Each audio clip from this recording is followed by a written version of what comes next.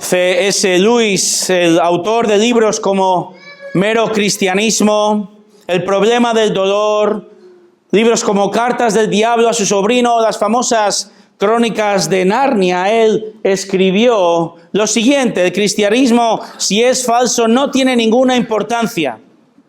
Ninguna importancia. Y si es verdadero, tiene una importancia infinita. Lo único que no puede ser es moderadamente importante.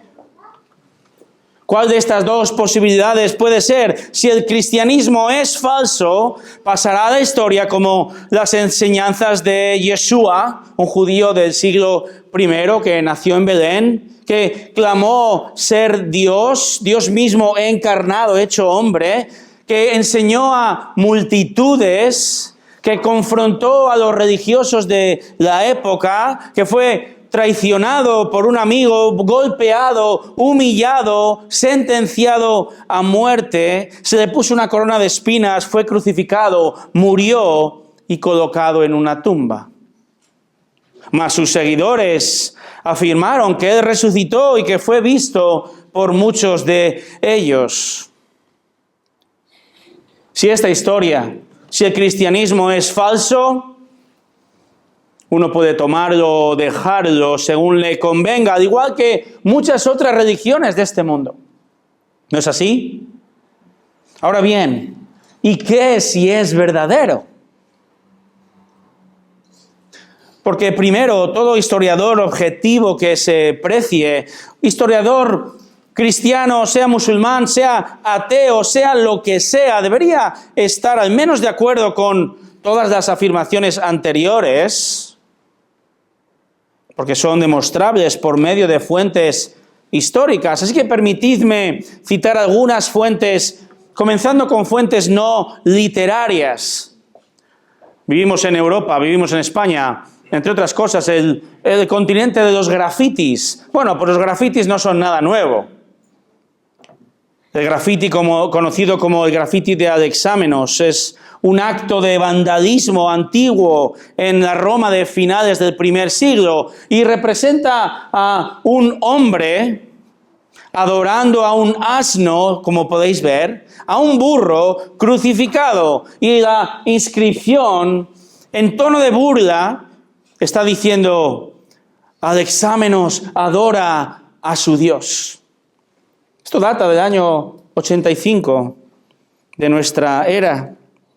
También hemos oído hablar de las catacumbas en Roma, específicamente las catacumbas de San Calixto en Roma datan del siglo II, y estos cementerios cristianos, ¿qué es lo que eran?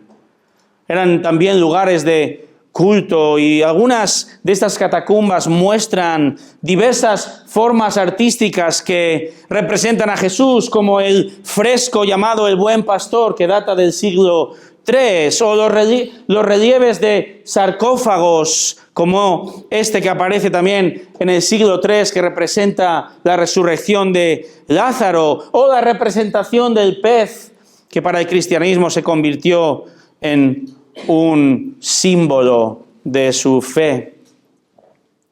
El cristianismo también cuenta con fuentes literarias que apoyan sus afirmaciones.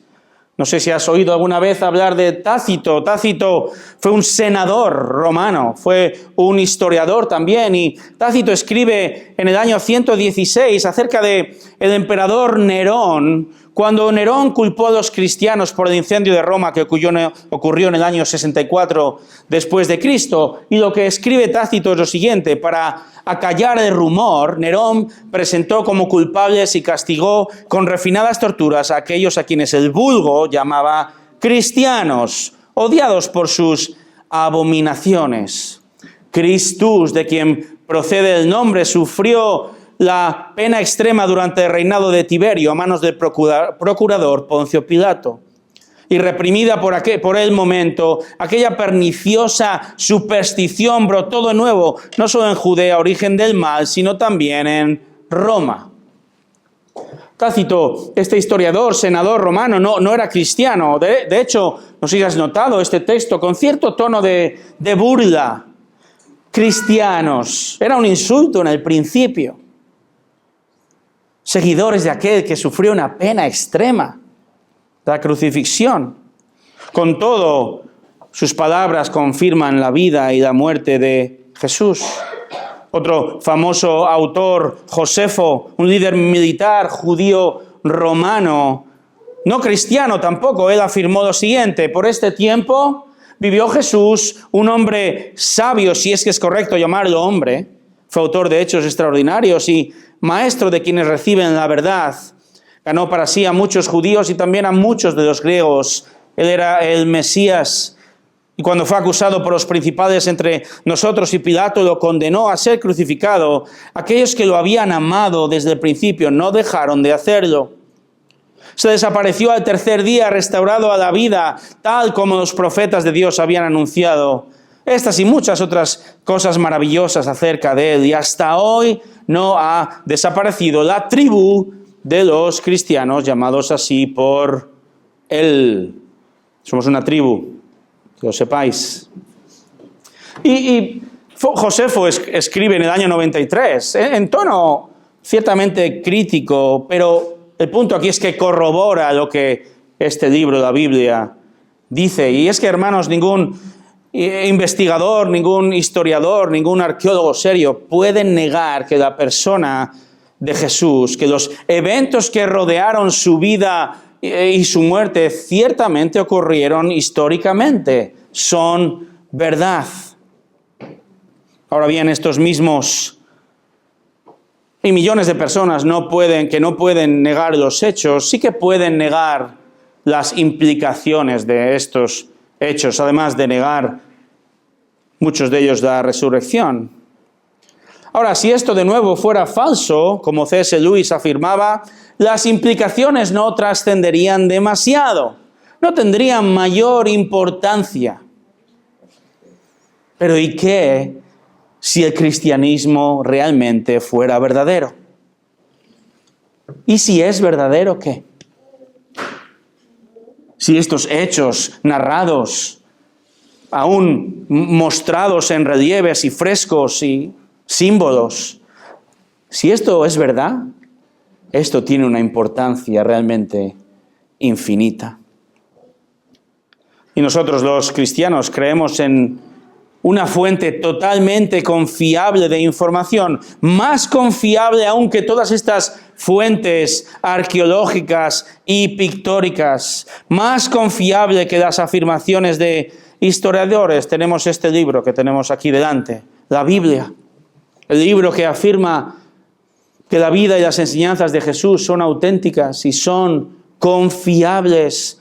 Tenemos delante de nosotros este conjunto de 66 libros escritos durante un periodo de 1500 años en 3 continentes, escrito por unos 40 autores que iban desde un líder político a un general militar o un rey o un ganadero y un agricultor.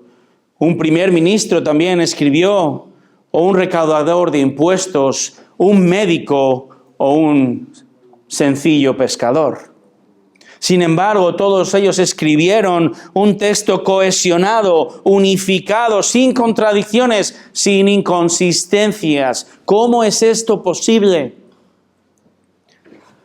Porque como la Biblia misma afirma, Dios, Espíritu Santo, es el unificador del texto. Él es quien estableció su armonía, su consistencia y todo ello para enseñar del plan de crear un reino perfecto formado por hombres y mujeres sobrevivientes a una tragedia. ¿Sabes qué tragedia es esta? La tragedia de la justa, y recalco la palabra justa, la justa condenación por la desobediencia de todo ser humano a Dios. Ahora, como la Biblia afirma, este mismo Dios santo y justo encontró la única solución. Envió a Dios Hijo Jesucristo, quien vivió de forma perfecta, sin mancha, sin pecado, y sin embargo murió en la cruz, pero resucitó al tercer día. Uno de estos escritores había sido un fervoroso rabino judío, había sido estudiante de uno de los mayores maestros llamado Gamaliel. Este autor fue un verdadero cazarrecompensas judío en el primer siglo. Este hombre buscaba, atrapaba, enviaba a prisión y a la muerte a todo aquel que se denominase a sí mismo discípulo de Jesús.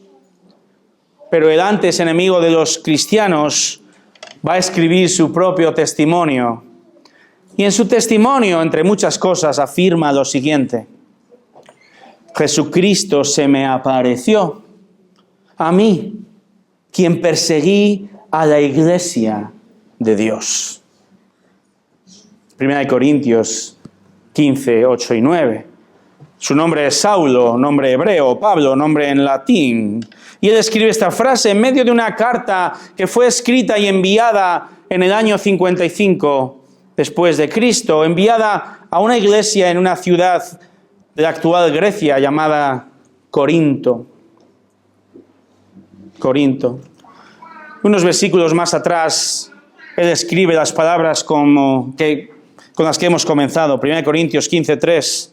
Porque yo os entregué en primer lugar lo mismo que recibí, que Cristo murió por nuestros pecados conforme a las Escrituras, que fue sepultado y que resucitó al tercer día conforme a las Escrituras. Y es desde este texto que en esta mañana vamos a pasar unos instantes reflexionando.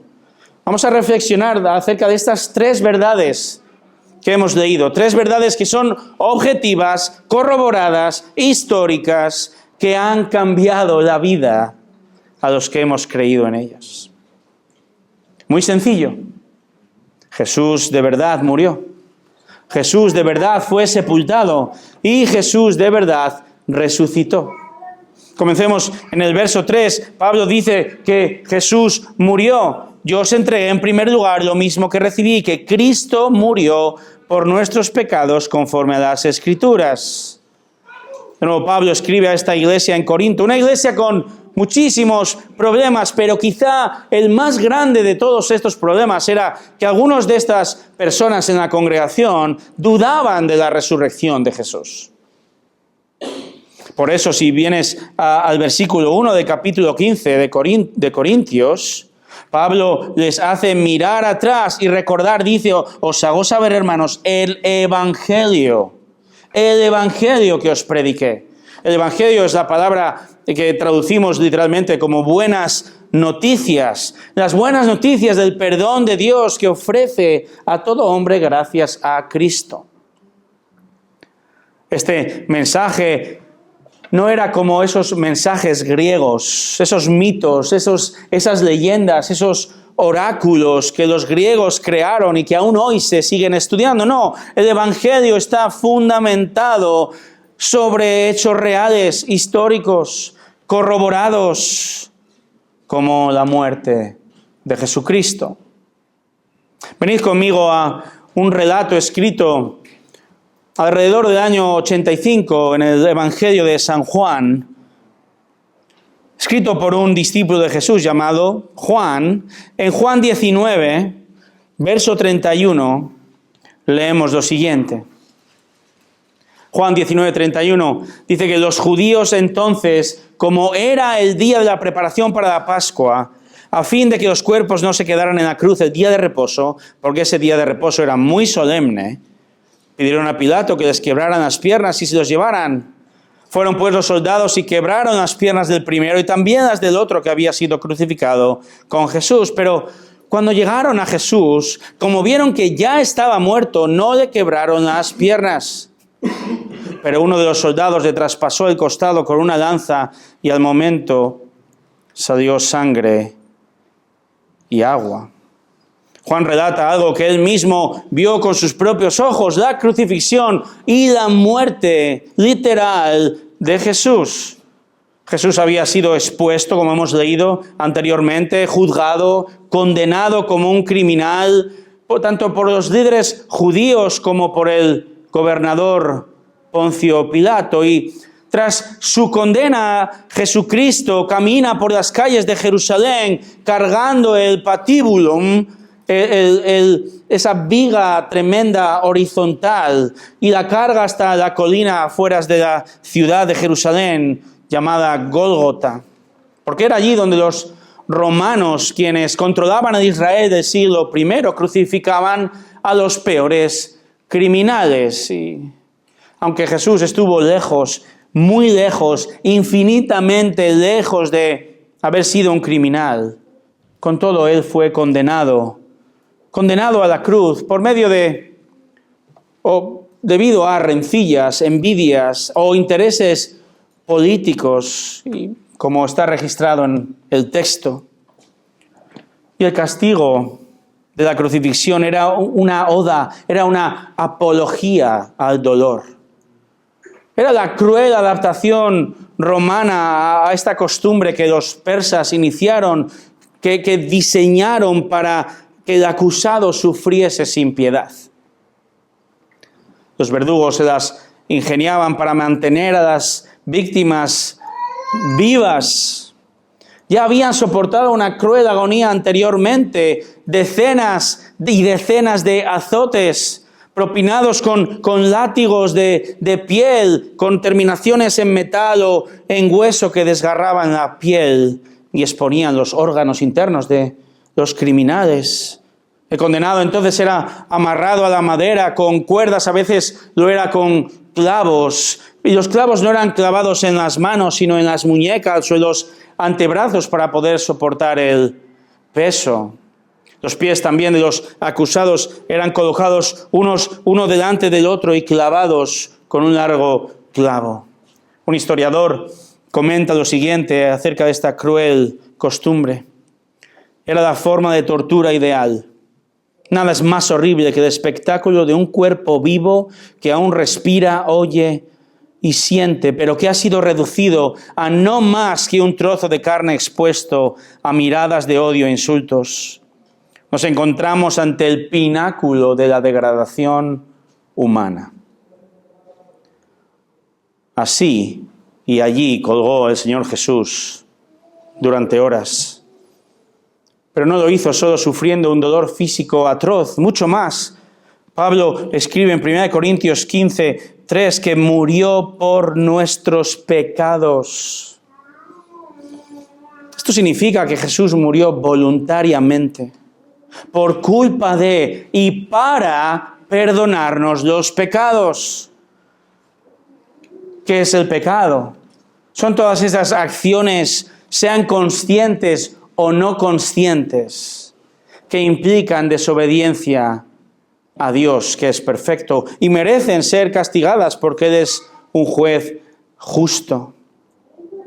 Pero la Biblia afirma que Jesús murió por tales pecados. Por eso Jesús no solo sufrió físicamente, y solemos centrarnos en ello, y las películas se centran en ello también, ¿verdad? Pero aún peor, Jesús sufrió la ira, sufrió el juicio, sufrió el abandono, sufrió el castigo por parte de Dios Padre, porque la razón última de aquella cruz fue el obtener un sacrificio, el ofrecer un sacrificio vicario, sustitutorio por cada uno de los suyos. Por eso Juan, como hemos leído, ha recogido las últimas palabras de Jesús. Jesús dijo: consumado es, cumplido está. En otras palabras, la tarea que Él vino a hacer, enviado por Dios Padre de dar su vida por su pueblo, ha sido completada. Por eso, justo después, el texto dice que inclinando la cabeza, entregó el Espíritu. Jesús murió, o de manera más precisa, entregó su Espíritu, es decir, de manera voluntaria, Él entregó su vida. Con todo, era la costumbre de la época acelerar la muerte del crucificado. Los romanos golpeaban las piernas de los criminales con un martillo, con garrotes de hierro, y esto provocaba que los huesos de las piernas se quebraran y no pudieran sostenerse, y el reo, el criminal, acababa muerto por asfixia.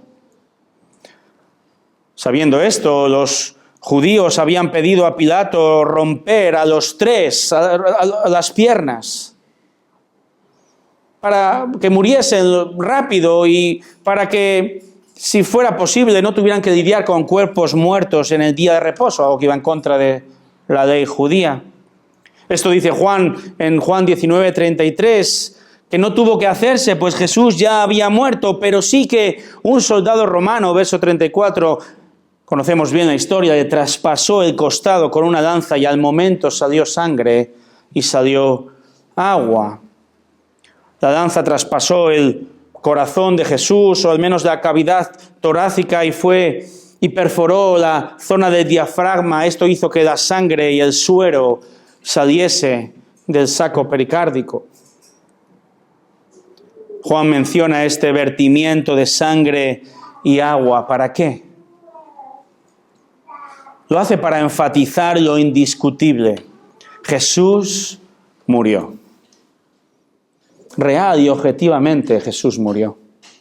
Fue atestiguado por Juan, fue atestiguado por los seguidores de Jesús, fue atestiguado por su madre, pero también fue atestiguado por muchos enemigos de Jesús, tanto judíos como romanos. Y Juan dice, y el que lo ha visto ha dado testimonio, y su testimonio es verdadero, y él sabe que dice la verdad para que vosotros también creáis. No hay ninguna duda de que Jesús nació, creció y murió en el Israel del siglo I. No la hay. Hay cantidad de testimonios. Es abrumador. Miles de manuscritos redactados con una cercanía tremenda a los eventos. Y una variedad de fuentes que dejan la guerra de las Galias de Julio César o la Anábasis de Alejandro Magno a la altura del betún en cuanto a fiabilidad. Y nadie duda, ¿verdad?, ni de Julio César, ni de Alejandro Magno. Es más, la muerte de Jesús, como Pablo dice en 1 Corintios 15:3, dice que murió por nuestros pecados conforme a las Escrituras. Y en ese momento, cuando Pablo escribe las Escrituras, se refieren al Antiguo Testamento. Es decir, no solo hay multitud de escritos tras la muerte de Jesús, sino hay cantidad de referencias a su muerte, atención, a su muerte antes aún de que ocurra su propia muerte. En otras palabras, la muerte de Jesús fue profetizada. 7 siglos antes, un profeta llamado Isaías escribió, Él fue herido por nuestras transgresiones, molido por nuestras iniquidades. El castigo por nuestra paz cayó sobre él y por sus heridas hemos sido sanados. Isaías 53:5.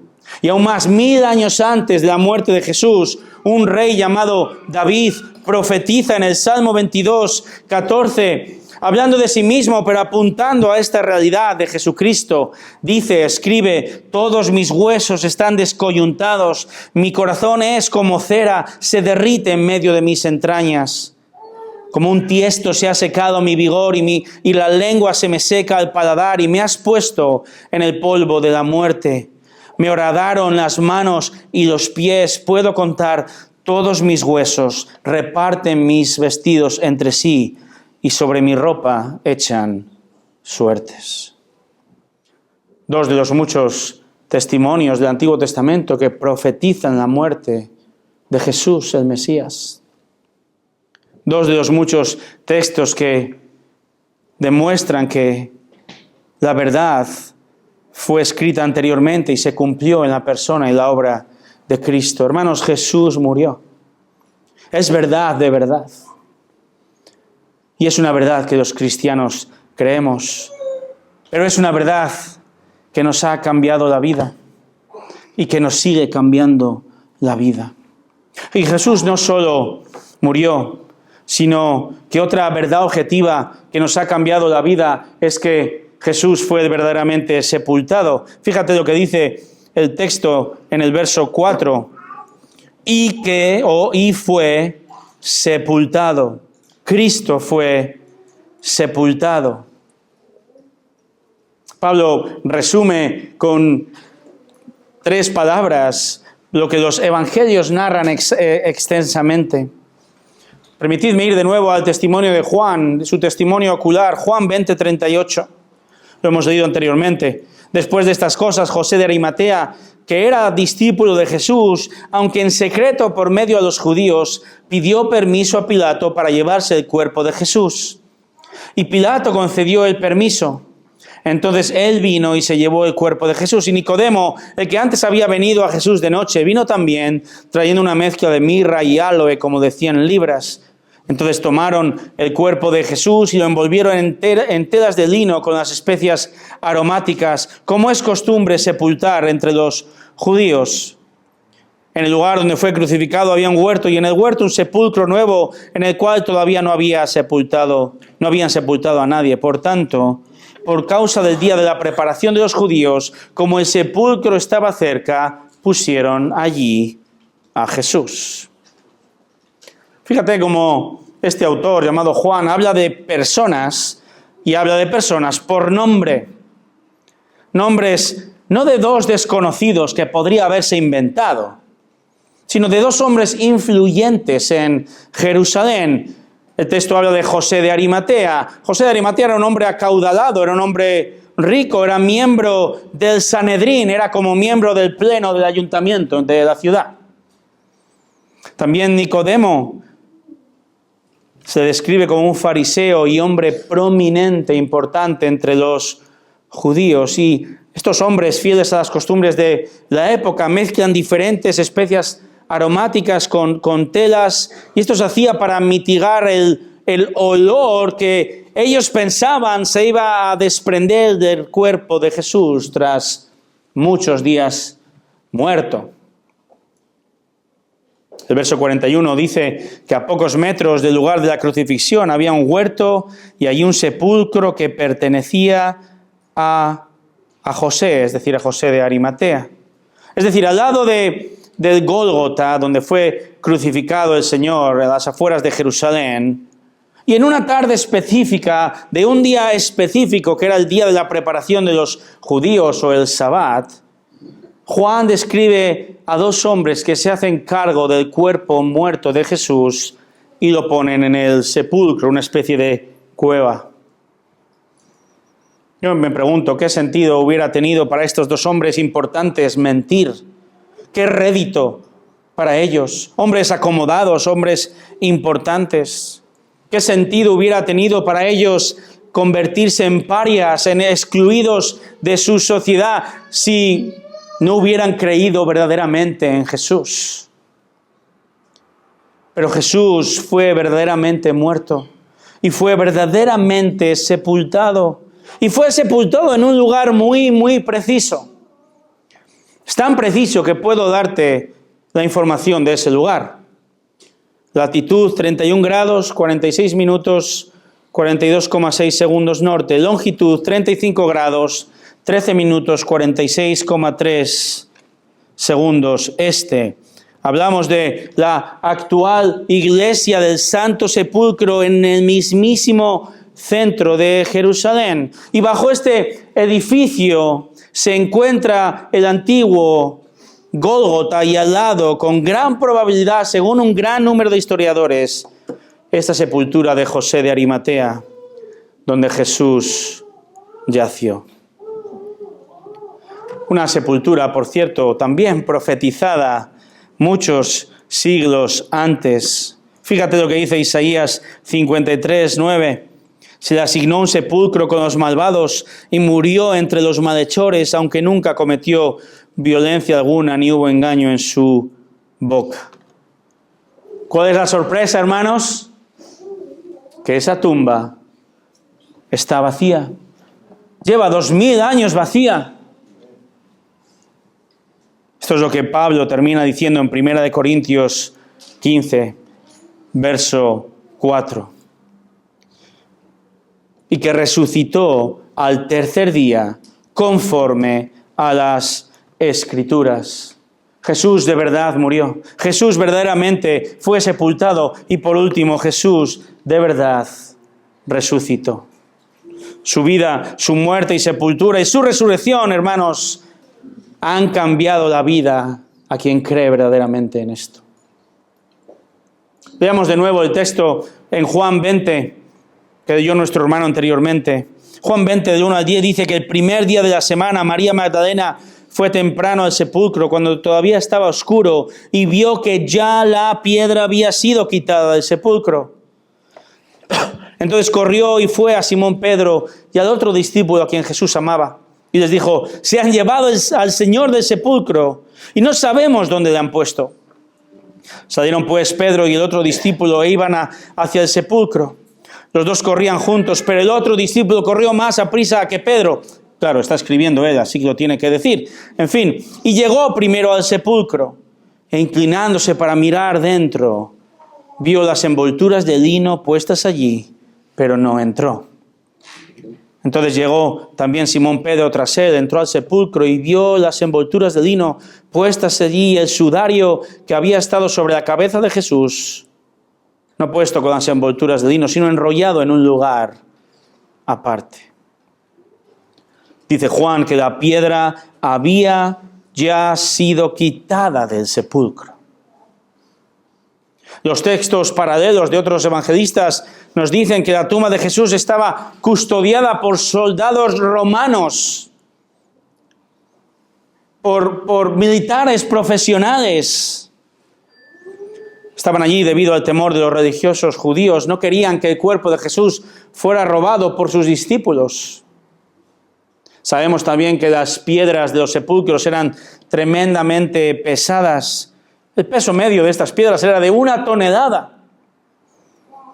También sabemos, como dice Mateo 27, que esa piedra había sido sellada, se había puesto un sello oficial romano, se solían poner cuerdas atadas, unidas con cera, para asegurarse de que nadie las entrase y las saquease. Máxima seguridad de la época, ¿verdad? Pero la piedra ya había sido quitada antes del amanecer. Y no fue quitada para dejar salir a Jesús, no nos equivoquemos. No, sino para que sus seguidores y aún sus enemigos entrasen y cualquiera de ellos que se asomase viera con sus propios ojos lo que había y ya no había dentro. Por mucha seguridad que hubiese, se cumplió la profecía, otra profecía, la resurrección, la vuelta a la vida del Mesías. Nadie pudo frenar la resurrección del Señor. Nadie pudo evitarla porque Dios lo hizo posible. Y la piedra removida es ese fiel testigo. Y la tumba casi vacía es fiel testigo. Digo casi porque el Señor, como ordenado que era, ¿verdad?, dejó las envolturas bien puestas, como los niños debéis dejar la cama bien hecha. Y la ropa bien puesta, ¿verdad?, a un lado del sepulcro. La Biblia menciona que son muchos los testigos que aseguran haber visto a Jesús, al Jesús resucitado. La palabra menciona a muchas o diversas mujeres. Menciona a 2 discípulos específicos que iban caminando a un pueblo llamado Emaús. La Biblia menciona a los 10 apóstoles, Judas ya no estaba, y en ese momento Tomás tampoco.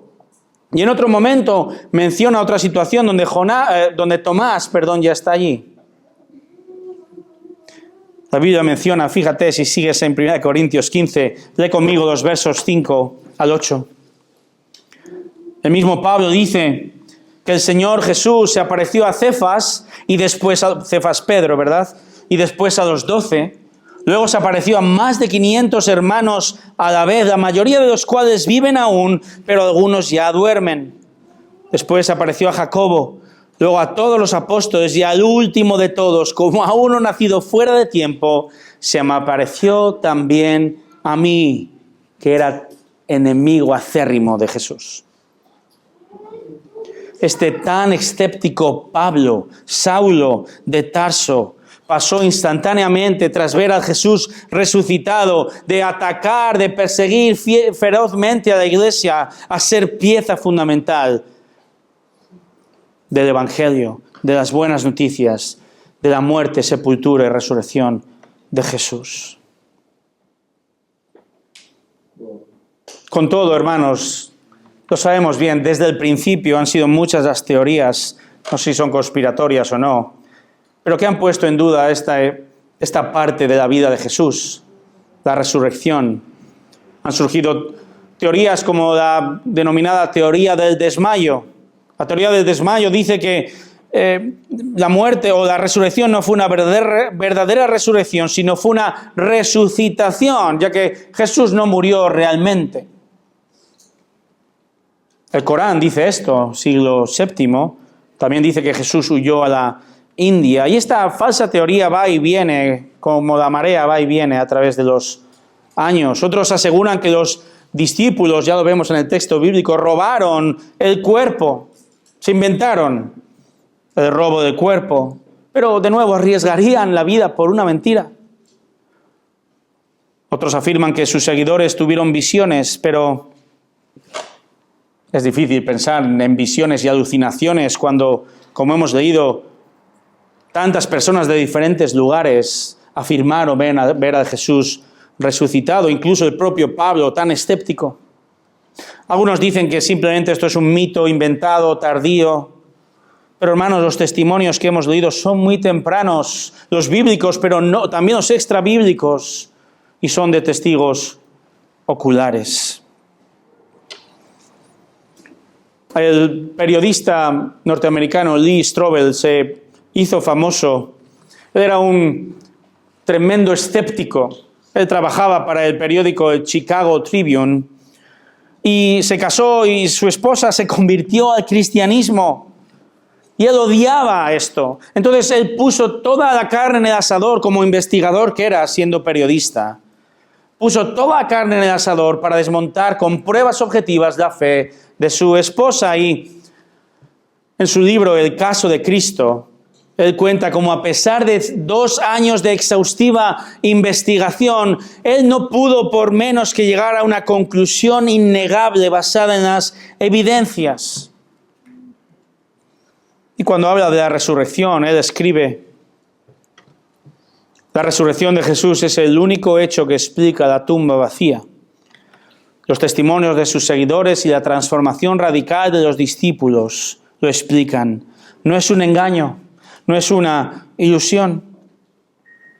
Continúa diciendo: después de una investigación personal que ocupó más de 600 días e incontables horas, mi propio veredicto es que el caso de Cristo es claro.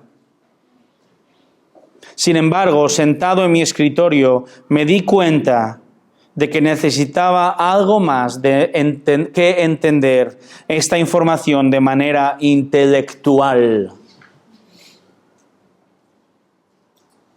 Si tú no crees, la cuestión no es que no haya falta de evidencia. No es falta de evidencia, porque la hay. Si tú no crees, es un tema del corazón. No es falta de evidencia. Recuerda que la mayor evidencia posible la tuvieron muchos miles que durante 3 años escucharon las enseñanzas, vieron la vida intachable, contemplaron los milagros, la muerte de Jesús. Intelectualmente no había ninguna duda, lo vieron por sus propios ojos, pero sin embargo no creyeron. El cristianismo es una religión lógica, argumentada, sólida, sin contradicciones y con un sinfín de pruebas que demuestran que es la verdad de verdad. Como hemos visto desde el punto de vista de la investigación histórica, las razones para creer son abrumadoras. Los historiadores evalúan los datos disponibles, infieren la mejor explicación, dan prioridad a los relatos más tempranos, especialmente a los testigos oculares. En las biografías de los evangelios tenemos múltiples relatos independientes que se entrecruzan, que se basan en testimonios oculares que atestiguan la veracidad de la vida, muerte y resurrección de Jesús. Estos relatos fueron escritos en un periodo que habría expuesto a sus autores a una exhaustiva refutación, a desmentir lo que ellos estaban diciendo, porque había muchos testigos que seguían viviendo en esa época. Fácilmente podrían haber dicho esto no es así. Además, los relatos bíblicos incluyen detalles incluso, vamos a decir, vergonzosos. El origen del propio Jesús en la pequeña aldea de Belén, viviendo en la despreciada aldea de Nazaret. La ineptitud de los discípulos. Desde luego que no eran grandes héroes en el relato evangélico, ¿verdad? El hecho de que eran mujeres las que dieron el testimonio de la resurrección. La implicación es tremenda. El testimonio de las mujeres en aquella época no era aceptado como válido en un tribunal. Ningún escritor judío podría haberse inventado esto, no se hubiera tomado en serio. Los discípulos, testigos oculares de Jesús resucitado, también pasaron de esconderse por miedo tras la muerte de Jesús a salir a la luz y proclamar con valentía la resurrección y así exponerse al rechazo social, al sufrimiento, a la persecución e incluso a la muerte. Y, hermanos, ante todos estos datos disponibles, la conclusión correcta es afirmar que todos estos eventos ocurrieron realmente. ¿Y por qué es esto tan importante? Porque si el cristianismo fuera falso, parcialmente falso, no tendría importancia. Pero si es verdadero y lo es, tiene una importancia infinita.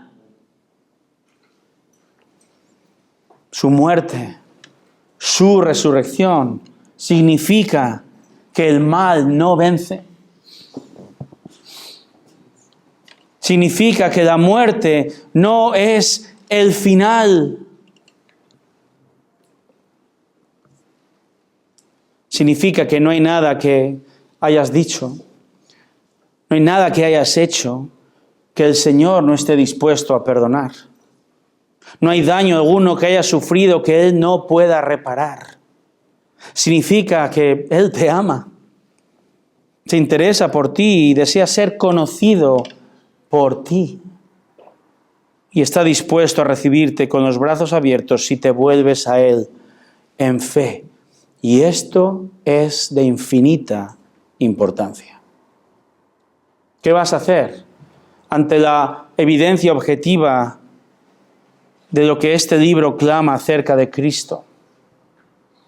Jesucristo demanda algo más que tu mera comprensión intelectual de hechos. Satanás también cree que todo esto sucedió. Pero Cristo demanda algo más. Demanda tu mente, demanda todo tu corazón, demanda toda tu vida. Y esto es de infinita importancia para ti. Juan dice en el capítulo 1, verso 11, que a lo suyo vino, Jesús vino a lo suyo y los suyos no le recibieron, pero a todos los que le recibieron les dio el derecho de llegar a ser hijos de Dios, es decir, a los que creen en su nombre. Jesús demanda que creas en Él. No que creas meramente como una figura histórica como crees en Julio César. No, Él demanda que creas en Él como Salvador y como Señor de tu vida y no otro. Él te pide que creas y que este creer implique el arrepentimiento por tu pecado. Un pecado que te condena eternamente. Un pecado que te condena infinitamente. Por eso es tan importante que entiendas. Cree la verdad, de verdad. Ven a Cristo. Y para nosotros, creyentes, Piensa en tus años de escuela. Las cosas buenas solo, de momento.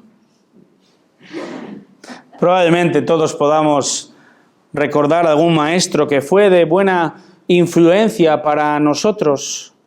Probablemente recordemos a maestros que nos ayudaron en algún aspecto de nuestro carácter. Quizá tú mismo estudiaste una carrera o trabajas donde trabajas gracias a la influencia de tal o cual maestro, y es bueno recordarlo y ser agradecidos. Es bueno mirar atrás y agradecer a los maestros que tuvimos. El apóstol Pablo está siendo el maestro. Él era el maestro de los corintios. Y él les pide en 1 Corintios 15 que miren atrás, que vayan al momento en que creyeron por primera vez. ¿Por qué les pide esto? Porque es fácil para los creyentes, para nosotros también hoy, olvidar el por qué confiamos aquel día inicialmente en Cristo como Señor y Salvador. Sin embargo, nuestra vida cristiana comenzó cuando comprendimos lo que significa que Jesucristo murió en la cruz por mi pecado. Por eso Pablo dice en 1 Corintios 15:2, por este evangelio sois salvos. El evangelio de la muerte, la sepultura y la resurrección de Jesús. Así que hermano, hermana, mira atrás hoy y recuerda, el Señor me ha salvado. Por eso esta mañana supone una gran oportunidad para aplicar este texto, estas palabras, al menos de dos maneras. Primero, que te ayude a vencer tus dudas. Porque aún como creyentes, ¿verdad?, seguimos inmersos en dudas. Recordar lo que el Señor hizo por nosotros, recordar lo que acabamos de leer, recordar lo que hemos cantado en esta mañana. Es una gran oportunidad para fortalecer nuestra fe. Recuerda de la abrumadora evidencia que el Señor nos da desde el texto bíblico, además del cambio que Él ha producido en tu propia vida y en los hermanos de tu congregación. Él nos da evidencia objetiva para que venzamos nuestras dudas constantemente, pero también para que seamos agradecidos. Hoy es un gran día para reflexionar en lo que Él vino a hacer. Hoy es el día donde recordamos de forma más especial, si cabe, la verdadera historia de su resurrección. Y si Jesucristo realmente resucitó de entre los muertos, que lo hizo, si Él realmente se levantó y salió de la tumba, que fue visto, que interactuó con cientos de personas, entonces, ¿sabes qué? Sea agradecido y gózate, porque todo va a salir bien. Si no hubiera sido así, como Pablo dice después en 1 Corintios 15:19, si hemos esperado en Cristo para esta vida solamente, si no, la resurrección no es cierta, de todos los hombres somos los más dignos de lástima, pobrecitos cristianitos, si Jesús no hubiera resucitado. Pero Él vivió y Él resucitó y su vida garantiza nuestra vida y su perdón garantiza nuestro perdón eterno, nuestra salvación garantiza nuestra vida eterna, nuestra futura resurrección física en un mundo glorioso, real, físico, sin dolor, sin pecado, sin lágrimas, sin enfermedad, sin achaques, sin conflictos, pero reinando, viviendo con Cristo, con Dios, el trino Dios, disfrutando hasta lo sumo, tanto con Él como unos con otros. Hermanos, nada de esto es moderadamente importante, sino infinitamente importante. Cristo ha cambiado nuestra vida, ¿amén? Amén. Y Cristo sigue cambiándola día tras día mientras seguimos abriendo este libro, su libro, y siendo transformados por la verdad de verdad. Vamos a orar.